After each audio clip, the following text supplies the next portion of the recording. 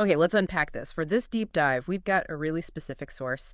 It's an audio recording from a call-in show. Mm. And the core topic is personal spiritual experiences, focusing very specifically on an account that involves, well, perceived interference from something identified as Jinn. That's right. So our mission here really is to navigate this specific narrative, the one presented just within this source material. We Exactly. want to try and understand the caller's account, the host's interaction too, and basically extract the key elements, the claims made, the events described for you, the listener. Right. We're focusing entirely on what unfolded in this particular call. And it's quite something because the source gives us, well, a firsthand account of some pretty unsettling experiences before the call. Yeah. And then things get quite dramatic. There's what's described as a direct interaction with an entity identified as Jinn happening right there, live on the air. Yeah, it's quite a piece of audio. The caller, she sort of starts off reflecting on something quite specific. Yeah. It's about the practice of seeking spiritual help or, guidance, but without first performing salat, istikhara. The guidance prayer. Exactly. That specific prayer for seeking guidance from Allah when you're making a decision. And she contrasts her own experience, where initially not doing this led to what she describes as, well, unfavorable outcomes. Okay, unfavorable outcomes. And does she get specific about that? Oh, yeah, she gets into some pretty unsettling details about that time. She mentions going to see someone she identifies as being in India. Right. And crucially, when documents arrive from him, things like a visa and tickets when they were opened, she says they actually contain symbols. Symbols. Like what? She describes seeing a depiction of a man standing with his left hand forward and his left foot forward. Left hand, left foot. Okay. And she even mentions seeing Allah's name written on the left leg in this depiction. Wow. So that juxtaposition, Allah's name in that context, with those specific symbols, the stance, the left orientation, that certainly seems significant in the story she's telling about negative outcomes. Definitely feels like it's presented that way. Then she talks about opening some taweez. Okay, the amulets or charms. Right, often Okay. used for protection or seeking help. But in her account, she links these to the negative experiences too. She had 3 of them, she says. 3. Yeah. One was meant to go under her pillow, one she was supposed to carry, and another one also to carry, that when she opened it, she says it had a face on it. A face. Yeah, and something resembling a noose around the neck on that face. A noose. Wow, okay, that's quite graphic. Did she find anything else inside them? According to the source, I mean. Yes, she specifically mentions finding names within it as well. Names she identifies as Pharaoh and Abu Jahal. Okay, Pharaoh and Abu Jahal.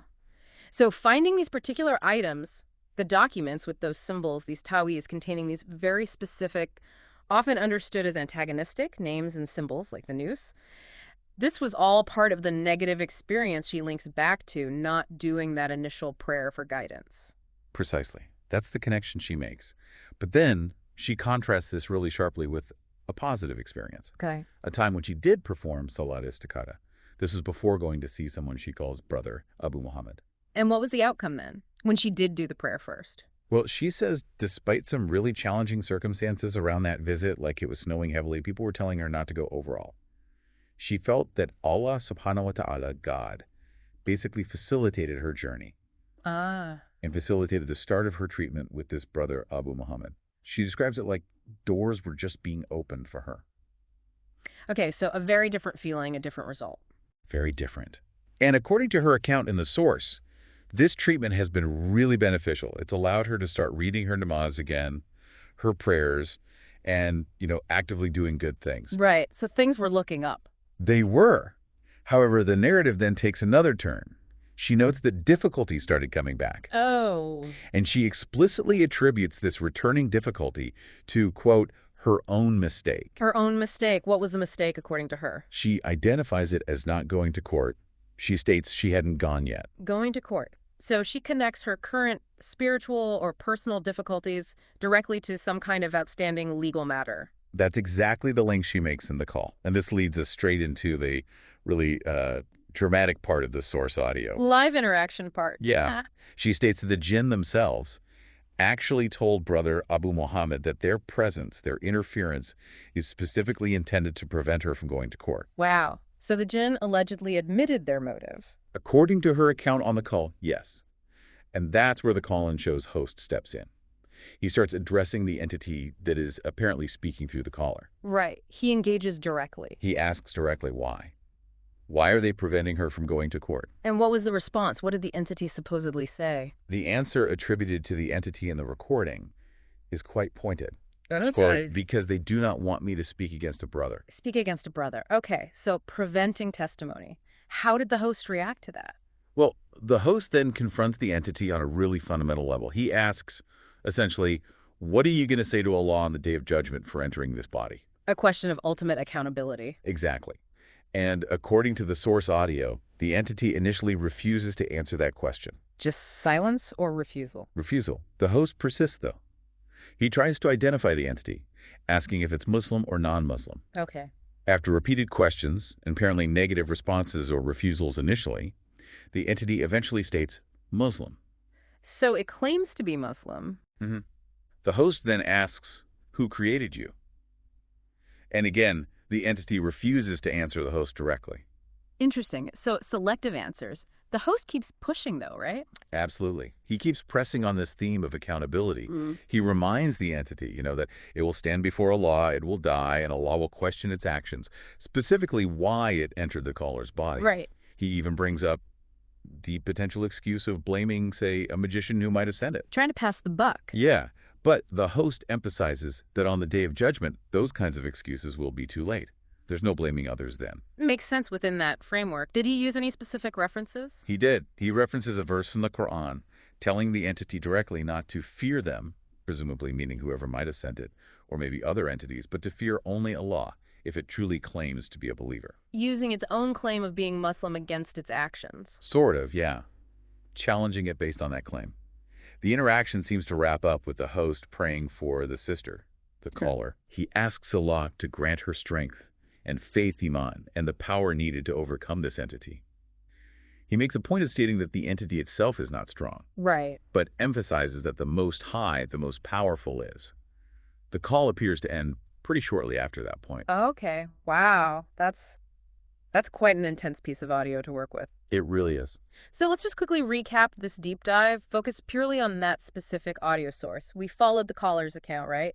Starting with her thoughts on spiritual practices.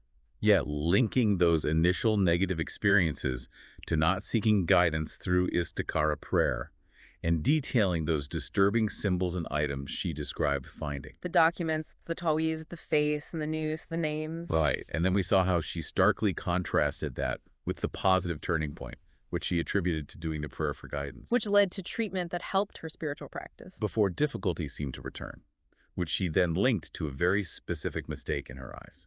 Yeah. Not going to court. And then, obviously, the focal point of the source, that live interruption, the entity identified as Jinn making its presence known.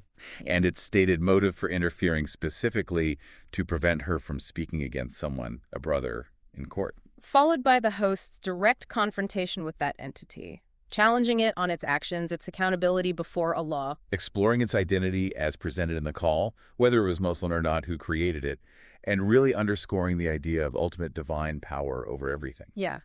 And it's really important for us and for you listening to remember this deep dive focused entirely on presenting the narrative and the specific details contained within that single provided audio recording. Absolutely. It's about what was said and what happened during that specific interaction as it was presented in the source we have.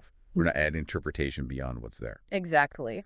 So thinking purely about this unique account, just the story told in this source, what does the specific narrative raise for you? What does this particular description of unseen forces, or maybe the power that the caller attributed to intention and prayer in her own contrasting experiences, what does that make you consider about belief, about perceived spiritual battles, as depicted just in the story? Something to think about.